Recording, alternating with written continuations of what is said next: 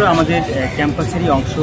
ক্যাম্পাসের প্রত্যেকটি অলিতে এরা আছে। আমরা মনে করি ক্যাম্পাসের শিক্ষার্থীদের যে আনন্দের উৎসব থাকে, পথশিশুরা কিন্তু সবসময় আমাদের সাথে, আমাদের ক্যাম্পাসের অবিচ্ছেদ্য অংশ। আমরা দুপুরে খাওয়া দাওয়া করছিলাম, আমরা মনে করি আমাদের নৈতিক দায়িত্ব মনে করছিলাম যে আমাদের সাথে সাথে আমরা পথশিশুদের সাথেও একদিন দুপুরবেলা খাবো এবং ওদের সাথে আমাদের আনন্দ ভাগাভাগি করবো। এই জন্যই বেসিক্যালি আমাদের আজকে আমরা এখানে খাবার রান্না করেছি।